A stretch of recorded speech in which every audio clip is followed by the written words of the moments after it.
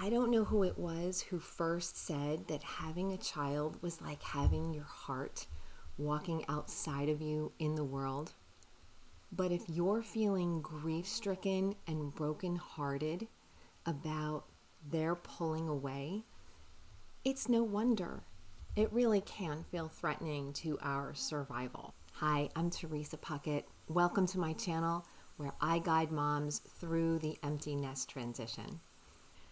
In this video, I would like to offer you a reframe that will be very, very helpful when you encounter this dynamic of maybe you inquiring, they're pushing back, and you're feeling some really negative emotion and feeling like there's maybe something wrong with you or maybe something wrong with them. There's nothing wrong with either of you. Think about the influence that you have had over your child's environment during their lifetime. If you gave birth to your child, for their first 9 months, you were their environment.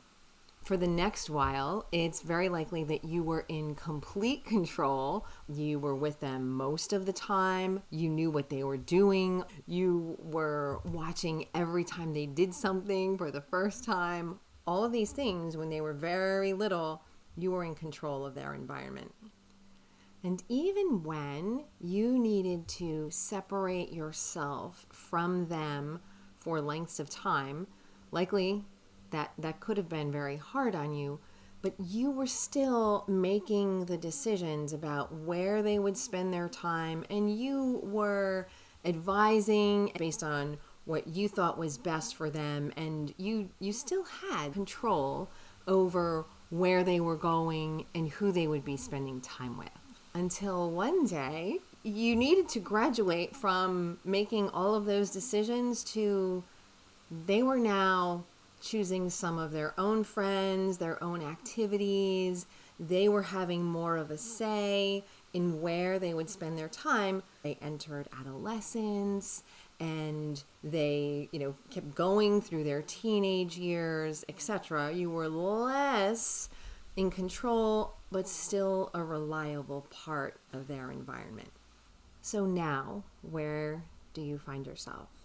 They are either about to leave and you're about to enter a time where you are no longer a reliable daily part of their environment, or they already have left and you are already experiencing this time where you don't know what they're doing every day. You are not in as much of daily and frequent contact as you were just a short while ago.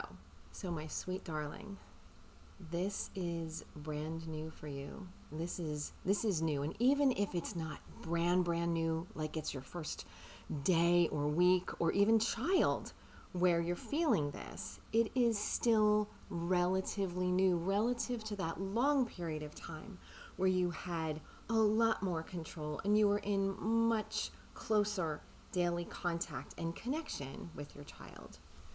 So please, the first thing that I am going to encourage you is to take a breath. Let's take a breath together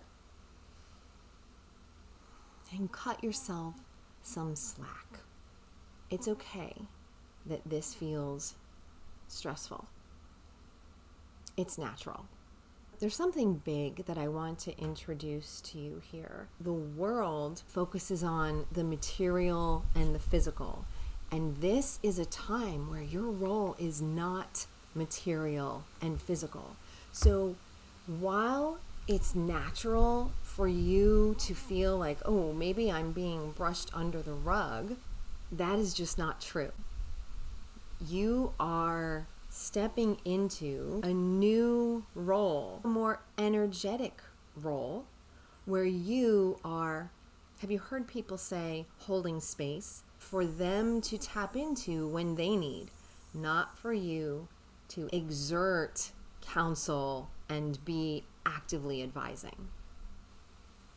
This is not a 1 day or a 1 week or even a 1 year transition, at least not for most of us moms.